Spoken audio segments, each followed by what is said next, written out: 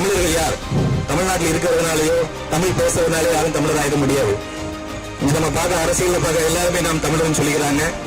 தமிழுக்காக நாங்க உயிரை கொடுப்போம்னு சொல்றாங்க. தமிழர்களுக்காக தான் நம்ம ஆட்சி பண்றோம்னு சொல்றாங்க. பட் உண்மையிலேயே அவங்க தமிழர்கள் கேட்டீங்கன்னா அவங்க செயல்பாடுகளை பார்த்தா புரியும். கடந்த 700 வருடங்களாக விஜயநகர பேரரசு ஆரம்பிச்சதிலிருந்து இப்ப வரைக்கும் 700 வருடங்களாக தமிழ்நாட்டை ஆளுவர்கள் தமிழர் கிடையாதுங்கிறத முதலாக அடித்து உடைத்து சொன்னவர் நம்ம திருமிகு பாண்டியன் ஐயா. இந்த ஆதி தமிழரோட ஆதி வரலாறு எடுத்து பார்த்தீங்கன்னா உலகில் இருப்பது 2 இனம், மூத்த இனம். அது தமிழ் இனம், அதுக்கப்புறம் யூத இனம். அந்த யூத இனத்தின் வம்சாவளிகள் தான் தற்பொழுது இந்தியாவையும் உலகத்தையும் ஆட்டி படைக்கிறாங்க. இப்ப நடக்கிற போர் எல்லாமே ஏதோ 2 நாடுகளுக்கு இடையில நடக்குதுன்னு நினைக்க வேண்டாம். அது உலக சக்திகள், உலக அல்லாதிக்க சக்திகள் தான். அப்போ பேசிக்கா உள்ள மேக்ஸ், சயின்ஸ் எல்லாமே தமிழர்கள்ட்ட இருந்திருக்கு. பட் எல்லாத்தையுமே அழிச்சு இன்னைக்கு தமிழர்களை ஒரு அகதிகளான நிலையில தள்ளி இருக்கிறதுக்கு மெயினான காரணம் என்னங்கிறது தமிழர்கள் புரிஞ்சுக்கணும். அதுக்கு மெயின் காரணம் என்ன வரைக்கும் தமிழ்நாட்டை தமிழர்கள் ஆளவில்லை. அரசியல் என்பது ஒரு சேவையாக இருக்க வேண்டும். ஆனா இன்னைக்கு அப்படியே இருக்குது. பணத்தை போட்டு பணத்தை எடுக்கிற பிசினஸா இருக்குது. காகித பணம் முற்றிலுமாக ஒழிக்கப்பட்டு தாமிரம், வெள்ளி மற்றும் தங்க நாணயங்கள் மட்டுமே பயன்படுத்தப்படும். உடலுக்கு தீமை தரும் காய்ச்சிய மதுபானங்களுக்கு தடை விதிக்கப்பட்டு தென்னங்கள், பணங்கள் மற்றும் திராட்சை பழச்சாறு போன்ற இயற்கை பானங்களுக்கு மட்டுமே அனுமதி வழங்கப்படும். ஏரல் மாநகர் மக்கள் அனைவருக்கும் வணக்கம். அனைத்து தமிழ் சொந்தங்களுக்கும் வணக்கம். நாம் கொக்கையை சேர்ந்த அருணாச்சலம் ஓதுவார் குடி. குடி எதுக்கு மெயினா சொல்றேன்னா, முதல்ல நம்ம 5ஆம் தமிழ் சங்கம்னா என்னன்னு சொல்லிடுறேன். இதை பத்தி இங்க நிறைய பேர் தெரிஞ்சிருக்கிறது. நம்ம சவுத் சைட் மாவட்டங்கள்ல இதை பத்தின பெரிய அறிமுகம் இல்லாம இருக்குது. வட மாவட்டங்கள்ல இதை பத்தி நிறைய தெரிஞ்சிருக்காங்க. தமிழுக்கு சங்கம் வைத்து தமிழ் வளர்த்த நமது மன்னர்கள், பாண்டிய மன்னர் இருந்த ஆட்சி செய்த இடம் சங்கம் வைத்து தமிழ் வளர்த்தார்கள் என்று கேள்விப்பட்டிருப்போம், வரலாற்று படித்திருப்போம். நாம் படித்த வரலாறு நிறைய வரலாறு உண்மை கிடையாது. அது முழுவதுமா ஆராய்ச்சி செய்து தமிழர் வரலாறு என்ன, தமிழர்கள் யார், உலகின் மூத்த மொழியாக அறியப்படுகிற, உலகின் முதன் மொழியாக அறியப்படுகிற தமிழ் மொழியை பற்றி இதுவரைக்கும் நம்ம பார்க்காத வகையில ஆய்வு செய்து நமது கலாச்சாரம், பண்பாடு, நமது தமிழர் நாகரிகம், தமிழர் கடவுளர் வரலாறு, தமிழ் குடிகள் வரலாறு பற்றிய அனைத்து உண்மைகளையும் கட்டுடைத்த திருமிகு பாண்டியன் ஐயா அவர்கள் தலைமையில் 5ஆம் தமிழ் சங்கம் என்ற அமைப்பு உருவாக்கப்பட்டுள்ளது. ஐயாவை பற்றி சொல்ல வேண்டாம். ஐயா ஒரு இஸ்ரோ விஞ்ஞானி. பெங்களூர்ல இந்திய வானாராய்ச்சி நிறுவனத்துக்கு பல கருவிகள் சுயமா நம்மளோட உள்நாட்டிலேயே உற்பத்தி செய்து குறைந்த மலிவான விலைக்கு கொடுத்து சேவை பண்ணிட்டு இருந்தாரு. ஐயா ஒரு விஞ்ஞானி, பிஹெச்டி இன் பிசிக்ஸ், இயற்பியல்ல பிஹெச்டி முடிச்சிருக்காங்க. நிறைய தொழில் பண்ணி பெரிய லெவல்ல பணம் சம்பாதிச்சு அவங்க எங்கேயோ போயிருக்கலாம். பட் அதெல்லாம் விட்டுட்டு தமிழ் மக்களுக்காக 2009 ஈழ போருக்கு அப்புறம் தமிழ்நாட்டில் தமிழர்களுக்கு, இலங்கை தமிழர்களுக்கு நடந்த கொடூரத்தை புரிஞ்சுக்கிட்டு அதுல அவங்களுக்கு நடந்த துயரத்தை மனசுல வச்சுக்கிட்டு தமிழ்நாட்டை தமிழர்கள் ஆண்டிருந்தா கண்டிப்பா அந்த தமிழ் ஈழம் அழிஞ்சிருக்காதுங்கிற உண்மையை உணர்ந்தாங்க. அப்ப தமிழ்நாட்டை ஆள்பவர்கள் தமிழர்கள் இல்லை என்பதை முதலாக உணர்ந்து அதற்காக தமிழ் சிந்தனையாளர் பேரவை என்ற ஒரு அமைப்பை உருவாக்கி யூடியூப் சேனலையும் ஓபன் பண்ணி தமிழர் வரலாறு குறித்தும் தமிழர்கள் யார், அவர்கள் ஆதி மூலம் எங்கிருந்து தொடங்குகிறது என்று முதற்கொண்டு ஆராய்ச்சி செய்து பல உண்மைகளை இதுவரைக்கும் நம்ம யோசிச்சு கூட பார்க்க முடியாத அளவுக்கு பல உண்மைகளை கட்டுடைத்து சொல்லியிருக்காங்க. நீங்க யூடியூப் சேனல்ல பார்த்து தெரியும். தமிழ் சிந்தனையாளர் பேரவை யூடியூப் சேனல் பாருங்க, 5ஆம் தமிழர் சங்கம், 5ஆம் தமிழ் சங்கம் என்ற யூடியூப் சேனலையும் பாருங்க. உங்களுக்கு பல உண்மைகள் இதுவரைக்கும் நீங்க யோசிச்சு கூட பார்க்க முடியாத, கற்பனைக்கு எட்டாத உண்மைகளை அடிச்சு உடைச்சு கூறியிருக்கிறாங்க. மெயினா சொல்லணும்னா நமது கடவுளர் யார்? நம்ம இன்னைக்கு நிறைய கும்பிட்டு இருக்கோம். பல மதங்கள் இருக்கு. இந்து மதம் சொல்றோம், கிறிஸ்தவ மதம் சொல்றோம், இஸ்லாமிய மதம் இருக்கு, நம்ம ஏரலே இருக்குது. அந்த மதத்தை செய்தவங்க நிறைய பேர் இருக்கிறாங்க. நம்ம இதுல முதல்ல உணர்ந்துக்க வேண்டியது மதம் என்பது என்ன, குடி என்பது என்னங்கிறது. இனம், எந்த இனத்துல பிறந்தீங்கிறத மாற்ற முடியாது. மதம் நீங்க எந்த மதத்தினாலும் தழுவிக்கலாம், விருப்பப்பட்ட மதத்தை தழுவிக்கலாம். இஸ்லாமியரா இருக்கலாம், நீங்க கிறிஸ்தவர்கள் இருக்கலாம், எந்த மதத்தாலும் தழுவிக்கலாம். ஆனா நீங்க பிறந்த குடி இனம் என்பதை யாராலும் மாற்ற முடியாது. முக்கியமா சொல்லணும்னா தமிழ் குடி யார் தமிழர் என்ற கேள்வி தமிழ்நாட்டில் நிறைய எழுந்துகிட்டே இருக்கு. இந்த தமிழ் தேசிய கொள்கை இப்போ வளர்ந்துகிட்டு இருக்கு. தமிழ் தேசியம் பெற்ற நிறைய கட்சிகள் இருக்கிறாங்க. பட் அந்த கட்சிகள் எல்லாம் தூய தமிழ் தேசியமா அப்படின்னு கேட்டீங்கன்னா இல்ல. தமிழ் தேசியம் பேசிக்கிட்டு பல இன மக்களை உள்ள உறுப்பினர்களா வச்சிருக்காங்க. இன்னும் அவங்களுக்கு வாய்ப்புகள் கொடுத்துக்கிட்டு இருக்காங்க. பட் நமது 5ஆம் தமிழ் சங்கம் என்பது முக்கியமா சொல்லணும்னா தூய தமிழ் தேசியம். தமிழர் என்பது என்னங்கிறது ஐயா துமிக பாண்டியன் ஐயா தான் முதல்ல உடைச்சு சொல்லியிருக்காங்க. அதுக்கான டெபினிஷன் கொடுத்திருக்காங்க, அதுக்கான அர்த்தத்தை சொல்லியிருக்காங்க. தமிழர்கள் யார்? தமிழ்நாட்டில் இருக்கிறதுனாலயோ தமிழ் பேசுறதுனாலே யாரும் தமிழர் ஆயிட முடியாது. நம்ம பார்க்க அரசியல் பார்க்க எல்லாருமே நாம் தமிழர்னு சொல்லிக்கிறாங்க. தமிழுக்காக நாங்க உயிரை கொடுப்போம்னு சொல்றாங்க. தமிழர்களுக்காக தான் நம்ம ஆட்சி பண்றோம்னு சொல்றாங்க. பட் உண்மையிலேயே அவங்க தமிழர்கள் கேட்டீங்கன்னா அவங்க செயல்பாடுகளை பார்த்தா புரியும். தமிழுக்காக என்ன செஞ்சிருக்காங்கன்னு நீங்க உற்று நோக்கினா உங்களுக்கு தெரியும். அந்த வகையில தமிழ் பேசுறவங்களாலோ தமிழ்நாட்டில் இருக்கிறதுனாலோ தமிழர் நம்ம அடையாளப்படுத்திக்க முடியாது. தமிழர் யாருன்னா ஐயா தான் விளக்கம் கொடுக்கிறாங்க. தமிழ் குடியில் பிறந்த தமிழ் தாய்க்கும் தமிழ் குடியில் பிறந்த தந்தைக்கும் பிறந்தவர்களே தமிழர்கள். தமிழர்களுக்கான அடையாளம் இந்த ஒற்றை இலக்கணத்தில் முடிஞ்சிருது. தமிழ் குடியில் பிறந்த தாய்க்கும் தந்தைக்கும் பிறந்தவர்களே தமிழர்கள். இந்த குடிங்கிறது முக்கியமா சொல்லணும்னா நீங்க எந்த குடிங்கிறது தொழில் குடிகள் திணை குடிகள் ரெண்டு வகையா இருக்குது. அந்தந்த நிலப்பகுதியை சார்ந்து வாழ்ந்த குடிகளும் அந்தந்த தொழில்களை செய்த குடிகளும் இங்க இருக்காங்க. சோ அதை வச்சுதான் நீங்க தமிழர்களா இல்லையாங்கிறத முடிவு பண்ண முடியும். அந்த ஒரு அடையாளத்தை நீக்கிறதுக்காக தான் தமிழ்நாட்டில் இந்த முற்போக்கு சிந்தனைங்கிற பேர்ல சாதி மறுப்பு கொள்கைகள், முற்போக்கு சிந்தனைகள், கடவுள் மறுப்பு கொள்கைகள் பேர்ல இந்த திராவிட கட்சிகள் பேசி வருகிறது. அதோட முக்கியமான உங்களோட உருவாக்கம் என்னன்னா தமிழர்கள் யாருன்னு தமிழர்களுக்கு தெரியக்கூடாது. தமிழ் பேசுறவங்க அளவுக்குமே தமிழர்கள் சொல்லி நம்ம நம்பிட்டு இருக்கோம்.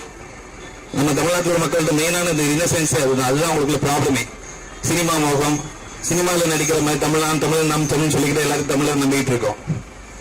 இதுவரைக்கும் கடந்த 700 வருடங்களாக விஜயநகர பேரரசு ஆரம்பிச்சதிலிருந்து இப்ப வரைக்கும் 700 வருடங்களாக தமிழ்நாட்டை ஆள்பவர்கள் தமிழர் கிடையாதுங்கிறத முதலாக அடித்து உடைத்து சொன்னவர் நம்ம திருமிகு பாண்டியன் ஐயா. அதை மக்கள் எல்லோரும் விழித்துக் கொண்டு அதை புரிஞ்சுக்கிற நேரம் இது முக்கியமான நேரம். ஏன்னா அடுத்த வர நம்மளை ஆட்சி செய்யணும்னு நினைக்கிற தலைவர்கள் இன்னைக்கு தமிழர் கிடையாதுங்கிற உண்மையை உணர்ந்துக்கணும். குறிப்பா திரைத்துறையிலிருந்து வர்ற யாருமே தமிழர் இல்லைங்கிறத முதல்ல தெரிஞ்சுக்கோங்க. ஒரு பேசிக் அண்டர்ஸ்டாண்டிங் அது மட்டும்தான். திரைத்துறை என்பது ஒரு க்ளோஸ்ட் சர்க்கிள், ஒரு க்ளோஸ்ட் ஏரியா. எப்படி கிரிக்கெட் ஒரு க்ளோஸ்ட் ஏரியாவோ அதே மாதிரி திரைத்துறையுமே ஒரு க்ளோஸ்ட் ஏரியா. அதுல வச்சு பெறணும்னா அதுல முன்னணியே வரணும்னா இந்த உலக வல்லாதிக்க சக்திகளோட ஆதரவு இருந்தா மட்டும்தான் வர முடியும். அது தமிழர்களுக்கு எப்பவுமே கிடையாது. இந்த தமிழரோட ஆதி வரலாறு எடுத்து பாத்தீங்கன்னா உலகில் இருப்பது 2 இனம், மூத்த இனம். அது தமிழ் இனம், அதுக்கப்புறம் யூத இனம். அந்த யூத இனத்தின் வம்சாவளிகள் தான் தற்பொழுது இந்தியாவையும் உலகத்தையும் ஆட்டி படைக்கிறாங்க. இப்ப நடக்கிற போர் எல்லாமே ஏதோ 2 நாடுகளுக்கு இடையில நடக்குதுன்னு நினைக்க வேண்டாம். அது உலக சக்திகள், உலக வல்லாதிக்க சக்திகள் தான் 3ஆம் உலகப் போரை கொண்டு வரதுக்கு ரொம்ப முயற்சி பண்ணிட்டு இருக்காங்க. அது நடக்காது.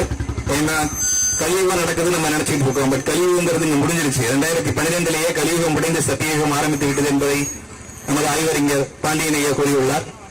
அதன்படி நமது ஆய்வு வரலாறு எடுத்து பாத்தீங்கன்னா நம்ம கும்பிடுற கடவுளர் யாரெல்லாம்ங்கிறது நம்ம சும்மா கதையில புராண கதைகளா படிச்சிருப்போம். சிவன் முருகன், சிவனுக்கு மூத்த புள்ள பிள்ளையாரு, 2வது புள்ள முருகன் சொல்லி படிச்சுட்டு இருக்கோம். அதுதான் நம்பிட்டு இருக்கோம். பல கதைகளை உலகத்தை சுற்றி வந்தாரு, மாம்பழத்தை வாங்கினாருங்கிற கதையெல்லாம் துடிச்சிட்டு இருக்கோம். ஆனா நமது கடவுளர் யார், நம்ம எதுக்காக அவங்களை கும்பிடுறோம்? சும்மா எதுக்கு ஒரு ஆளை கடவுளை கும்பிடுறோம்? இவ்வளவு பக்தி, இவ்வளவு மரியாதை எதுக்கு? அவங்க ஏதாவது இவங்களுக்கு பண்ணியிருந்தாங்கன்னா கடவுளை கும்பிட முடியும். கடவுள்னா என்ன, ஆண்டவன் என்ன, இறைவன் என்னன்னு ஒவ்வொரு வார்த்தைக்கும் அர்த்தம் இருக்குங்க. அந்த வகையில நமது கடவுள்கள் அறியப்படுற சிவன் 20,000 ஆண்டு முன்னாடி வாழ்ந்தவர். முதல் பறையர், முதல் தமிழன், முதல் பறையர். மனிதராய் வாழ்ந்து கடவுள் நிலையை அடைந்தவர்கள். மனித மானுடத்திற்கு பல நன்மைகளை செய்து கடவுள் நிலையை அடைந்தவர்கள் தான் கடவுளர்கள். கடத்திற்குள் ஜீவ சமாதி அடைந்தவர்களை மட்டுமே கடவுளர்கள் என்று சொல்ல வேண்டும். இறைவன் என்ற ஒரு வார்த்தை சிவனை மட்டுமே குறிக்கும். இறையை உணர்ந்தவன் இறைவன். அந்த வரிசையில நமது முதல் கடவுள் சிவன். இன்னைக்கு இஸ்லாம் சமுதாயமா அறியப்படுற இஸ்லாம் கூட சிவனை தான் வழிபடுறாங்க. ஒரு மாற்று உருவத்துல அல்லாஹ் அந்த பேர்ல வழிபடுறாங்க. இந்த வரலாற்று உண்மைகள் அனைத்தையும் மக்கள் தெரிஞ்சுக்க வேண்டிய நேரம் வந்திருக்குது. தமிழர்கள் யார் என்பதை மக்கள் உணர்ந்தா மட்டும்தான் தமிழர்கள் விழித்துக் கொள்ள முடியும். அந்த வகையில முருகர் 10,000 வருஷத்துக்கு முன்னாடி வாழ்ந்தவர். உலகத்தை சுற்றி வந்து உலகத்தின் அச்ச தீர்க்க ரேகைகளை வரைந்தவர். மயில சுற்றி வந்தாருன்னு சொல்லுவாங்க, அதெல்லாம் கிடையாது. அது வந்து மாயுள் ஹைட்ரஜன் பலூன்ல உலகத்தை சுற்றி வந்து அச்ச தீர்க்க ரேகைகள், உலகம் உருண்டையா இருக்கு, எல்லாத்தையுமே கண்டுபிடிச்சவர் நம்ம முருகர் தான். நம்ம கடவுள் வரலாறு மிகப்பெரிய வரலாறுங்க, அதை எல்லாருமே புரிஞ்சுக்கணும். அதுக்கப்புறம் 7,500 வருஷங்களுக்கு முன்னாடி ஆண்டவர்கள் ராவண இந்திரர்கள். அவரும் நம்ம கடவுள்கள் தான். இலங்கையை பூர்வீகமாக கொண்டு முழு தமிழ்நாடையும் இலங்கையும் சேர்த்து ஆட்சி செய்தவர்கள் ராவண இந்திரர்கள். அப்பா பையன் புஷ்ப விமானம்லாம் அப்பவே கண்டுபிடிச்சிட்டாங்க. இந்த ரைட் சகோதரர்கள் கண்டுபிடிச்சாங்கன்னு சொல்றாங்க, அதெல்லாம் உண்மை கிடையாது. இந்த யூத இனம், இஸ்ரேல் யூத இன மக்கள் தமிழர்களை அழித்து, கடந்த 3500 வருஷம் முன்னாடி தமிழரை அழித்து அனைத்து தமிழர் கண்டுபிடிப்பையும் கைப்பற்றி இன்னைக்கு அவங்க செஞ்ச மாதிரி ஒவ்வொன்றா வெளியிட்டு கடந்த 300 வருஷத்துல அவ்வளவு கண்டுபிடிச்சிட்டோம்னு சொல்றாங்க. நம்புற மாதிரியா இருக்கு? 1000 வருஷத்துக்கு பழமையான கோயில் நம்ம ஊர்ல இருக்கு. தஞ்சாவூர்ல ராஜராஜ சோழன் கட்டிய பெரிய கோவில் இருக்குது. அதோட கட்டுமானத்தை பாருங்க. அது சாதாரணமா ஒரு கணக்கு அறிவு இல்லாம, ஒரு அறிவியல் பிசிக்கல் அறிவு இல்லாம செய்ய முடியுமா? இன்னைக்கு நினைச்ச கூட அந்த மாதிரி ஒரு கோயிலை கட்ட முடியாது. அப்ப அந்த அளவுக்கு அறிவியலிலும் விஞ்ஞானத்திலும் 9 கோயில்கள் இருக்குன்னு தமிழர்கள் ஏற்கனவே கண்டுபிடிச்சு எல்லா கோயில்களையும் வச்சுட்டாங்க. அப்ப அந்த 9 கோயில்கள் நுண்ணோக்கி வசதி இல்லாம, தொலைநோக்கி வசதி இல்லாம கண்டுபிடிச்சிருக்க முடியுமா? அப்ப பேசிக்கா உள்ள மேக்ஸ், சயின்ஸ் எல்லாமே தமிழர்கள்ட்ட இருந்திருக்கு. பட் எல்லாத்தையுமே அழிச்சு இன்னைக்கு தமிழர்கள் ஒரு அறிவியலான நிலையில தள்ளி இருக்கிறதுக்கு மெயினான காரணம் என்னங்கிறது தமிழர்கள் புரிஞ்சுக்கணும். அதுக்கு மெயின் காரணம் என்ன வரைக்கும் தமிழ்நாட்டை தமிழர்கள் ஆளவில்லை. இந்த ஆண்டு கொண்டிருப்பவர்கள் விஜயநகர பேரரசின் வாரிசுகளே திராவிடம் என்ற போர்வையில் தெலுங்கர்களே நம்மளை ஆண்டு கொண்டிருக்கிறார்கள். அவர்கள் இயக்குவர்கள் உலக வல்லாசிக சக்திகள், இந்திய வல்லாதிக சக்திகள். அதை நம்ம புரிஞ்சுக்கணும். அந்த வகையில முக்கியமா பணத்தை பத்தி சொல்லணும்னா, பணத்துக்கு மதிப்பு குறைஞ்சிக்கிட்டே போகும்னு சொல்றாங்க. எதனால குறையுது? அதை பத்தி என்னைக்காவது யோசிச்சிருக்கோமா? காகித பணம் 50 வருஷத்துக்கு முன்னாடி நீங்க 10 ரூபாய்க்கு வாங்கின பொருள் இன்னைக்கு 1000 ரூபாய்க்கு வாங்க வேண்டியிருக்கும்.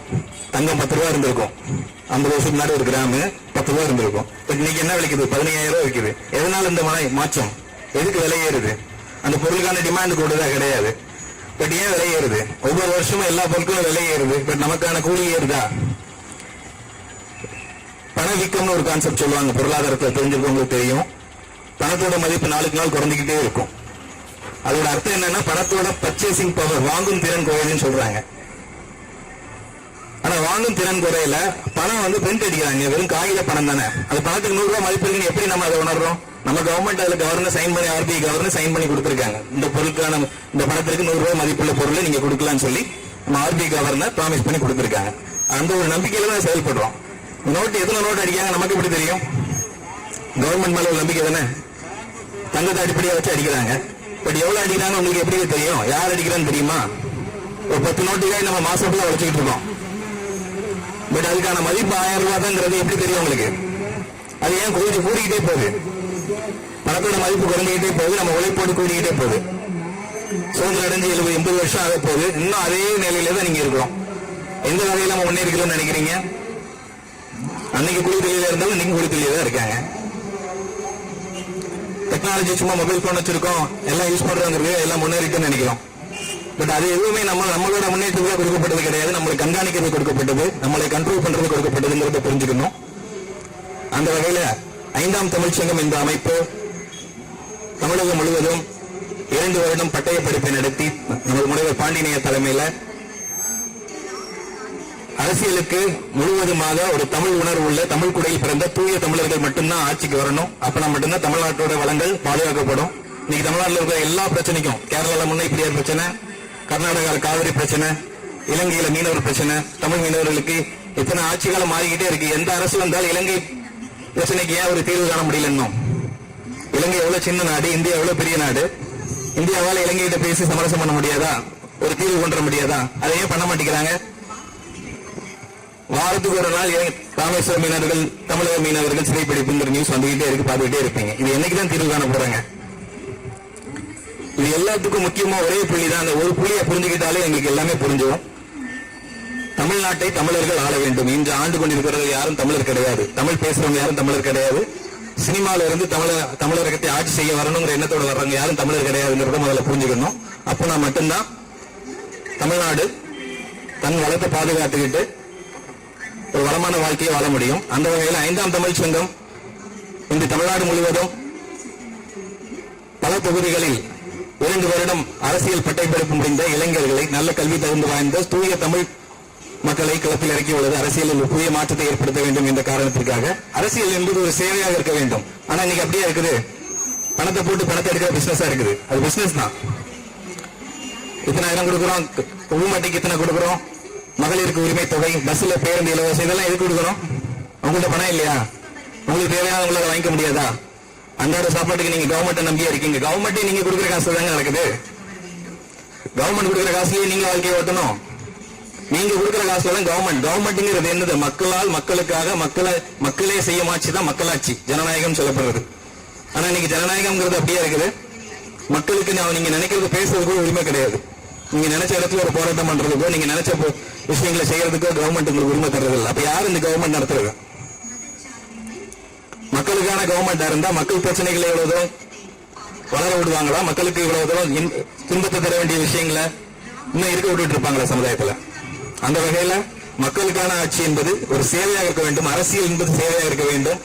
நன்கு கற்ற அரசியல் ஞானம் பெற்ற தமிழ் மக்கள் மீதும் தமிழ் மொழி மீதும் தமிழ் கலாச்சாரம் மீதும் அன்பும் அக்கறையும் உள்ள தூய தமிழ் மக்களே, பிள்ளைகளே தமிழரை ஆள வேண்டும் என்ற ஒற்றை எண்ணத்தில் இந்த 5ஆம் தமிழ்ச்சங்கம் என்ற அமைப்பு உருவாக்கப்பட்டுள்ளது. அதன் சார்பில் தமிழகம் முழுவதும் இன்று இளைஞர்கள் களமிறங்கியுள்ளோம். அந்த வகையில் 5ஆம் தமிழ்ச்சங்கத்தின் ஆட்சிக்கு வந்தால் என்னென்ன கொள்கைகள் என்பதை கூறுகிறோம். முதலில் தமிழை தாய்மொழியாக கொண்ட தமிழ் குடியில் பிறந்த தாய்க்கும் தந்தைக்கும் பிறப்பவர்களே தமிழர்கள். அவர்களே தமிழ்நாட்டை ஆள வேண்டும். தமிழ்நாட்டில் உள்ள அனைத்து கோயில்களும் ஆசீர்வாத முறைப்படி சீர்திருத்தப்பட்டு பாதுகாக்கப்படும். அனைத்து மாணவர்களுக்கும் 18 ஆண்டுகள் உறைவிட குருகுல கல்வி முழுவதுமாக அரசாங்க செலவில் தரமாக வழங்கப்படும்.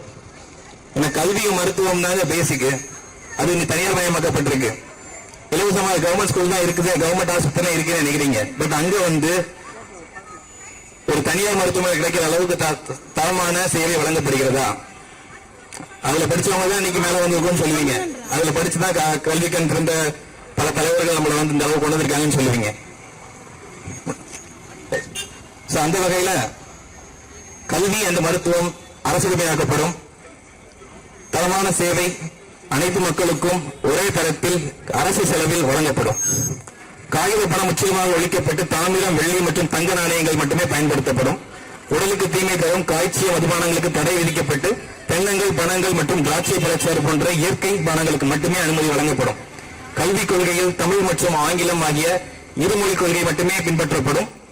மக்களால் தேர்ந்தெடுக்கப்படும் 7 பேர் கொண்ட ஆணையங்கள் தான் நிர்வாகத்தை கட்டுப்படுத்தும். அனைத்து நிர்வாகம், நீதித்துறை, ஊடகத்துறை, தணிக்கைத்துறை, காவல்துறை, எந்த நிர்வாகத்துறையா இருந்தாலும் மக்களால் தேர்ந்தெடுக்கப்படும் 7 பேர் கொண்ட ஆணையங்கள். இந்த ஒரு நபர் கமிஷன்லாம் இருக்காது. சாதிவாரி கணக்கெடுப்பின்படி அனைத்து துறைகளிலும் அரசு பணிகள் வழங்கப்படும். மேலும் SC, ST, BC, MBC போன்ற பெயர் கொண்ட பகுப்புகள் அனைத்தும் நீக்கப்படும். உணவு உற்பத்தியில் தன்னிறைவு அடைய வேண்டும். தன்னிறைவு அடைதல். தமிழ்நாட்டில் தயாராகும் அனைத்து உணவுப் பொருளும் தன்னிறைவு அடைதல். தேவைக்கு மிகுந்தவை மட்டுமே ஏற்றுமதி செய்யப்படும். மற்ற மாநிலங்களுக்கு பகிர்ந்து கொடுக்கப்படும். அனைவருக்கும் அரசு வேலை மற்றும் சமத்துவமான ஊதியங்கள் வழங்கப்படும். ஆசீர்வாத நூலான திருக்குறள் எனும் திருக்குறளை அடிப்படையாக கொண்டு மக்களின் இயல்பு வாழ்க்கை நடைமுறைப்படுத்தப்படும். தமிழ்நாட்டின் அணு உலைகள் நிரந்தரமாக மூடப்பட்டு காற்று, நீர் மற்றும் சூரிய ஆற்றலை கொண்டு மின் உற்பத்தி செய்யப்படும். கிராமிய கூட்டு பொருளாதார திட்டத்தின் கீழ் தனிநபர்களின் பொறுப்பை குறைத்து அது சமூக பொறுப்பாக மாற்றப்படும். கால்நடை வளர்ப்பு, வேளாண்மை போன்ற அனைத்து துறைகளும் கிராமிய துறை, கிராமியம் தொழில் சார்ந்த துறைகள் அரசுடைமையாக்கப்படும். தமிழ்நாட்டில் பிற மொழியினங்களுக்கு வாக்குரிமை தடை செய்யப்படும். அனைத்து கோயில்களும் சமஸ்கிருதம் முற்றிலுமாக தடை செய்யப்பட்டு தமிழ் மொழியில் மட்டுமே மந்திரங்கள் ஓதப்படும். அதிலும் பிறப்பால் தமிழர்கள் மட்டுமே பூசை செய்ய அனுமதிக்கப்படுவார்கள். அனைத்து தொழில்நுட்பத்திலும் தன்னிறைவு அடைதல். திரைத்துறை மக்களின் விழிப்புணர்வுக்காக மட்டுமே பயன்படுத்தப்படும். இது முக்கியமான ஒன்று. 5ஆம் தமிழ்ச்சங்கம் ஆட்சிக்கு வந்தா திரைத்துறை என்பது மக்கள் விழிப்புணர்வுக்காக மட்டுமே பயன்படுத்தப்படும். நல்ல ஒழுக்கங்களை போதிக்கும் யதார்த்தமான திரைப்படங்கள் மட்டுமே எடுக்கப்படும். சான்றாக காக்கா முட்டை, கடைசி விவசாய படங்கள் பார்த்திருப்பீங்க. அந்த மாதிரி சமூகத்துக்கு தேவையான நல்ல எண்ணங்களை புகுத்தக்கூடிய படங்கள் மட்டுமே அனுமதிக்கப்படும். ஆபாச படங்கள் மற்றும் அதன் வலைதளங்கள் முற்றிலுமாக தடை செய்யப்படும். மீறி செயல்படுவர்களுக்கு கடுமையான தண்டனைகள் விதிக்கப்படும். மனித நாகரிகத்துக்கு எதிரான குற்றங்கள் அனைத்தும் பெரும் குற்றங்களாக அறிவிக்கப்பட்டு மரண தண்டனை அளிக்கப்படும். கொடிய குற்றவாளிகளுக்கு மக்கள் முன்னிலேயே தண்டனை அளிக்கப்படும். கற்பழிப்பு, கொலை போன்ற பெரும் குற்றங்களை செய்தவர்களுக்கு மக்கள் முன்னிலையில் தண்டனைகள் கொடுக்கப்படும். நடைமுறையில் உள்ள சட்டங்கள் அனைத்தும் சீர்தூக்கி பார்க்கப்பட்டு அவை மேம்படுத்தப்படும். காலம் மற்றும் தேவைக்கேற்ப புதிய சட்டங்கள் நிறைவேற்றப்படும். பழைய சட்டங்கள் நீக்கப்படும். தமிழகம் இழந்த அனைத்து பகுதிகளும் மீட்கப்படும். இயற்கை வளங்களை அளிக்காமல் நுகரும் வழிமுறை கண்டறிக்கப்படும். பிற மாநிலத்தவர்கள் தமிழக மக்களின் உரிமைகளுக்கு மரியாதை கொடுக்காத பட்சத்தில், நீங்க கர்நாடகாவில் காவிரி நீர் இருக்காங்க, கேரளால முல்லை பெரியாறு பிரச்சனை, ஆந்திரால பாலாறு பிரச்சனை மாதிரி பிற மாநிலத்தவர் நமது தமிழர்களின் உரிமைகளுக்கு மரியாதை கொடுக்காத பட்சத்தில் அதற்கு மத்திய அரசு சமரசம் செய்து நிவாரணம் செய்யாத பட்சத்தில் மத்திய அரசுக்கு கொடுக்கப்படும் அனைத்து வரிகளும் நிறுத்தி வைக்கப்படும். இது அனைத்தையும் நான் உறுதிமொழியில் கூறுறோம். இந்த 5ஆம் தமிழ்ச் சங்கம் சார்பில் நமது ஸ்ரீவைகுண்டம் சட்டமன்ற தேர்தலில் போட்டியிடும் கொற்கையை சேர்ந்த அருணாச்சலம் என்ற எண்ணை கப்பல் சின்னத்தில் வாக்கு செலுத்தி பொதுவாரியான வாக்கு வித்தியாசத்தில் வெற்றி பெற செய்யுமாறு அன்புடன் கேட்டுக்கொள்கிறேன். நன்றி.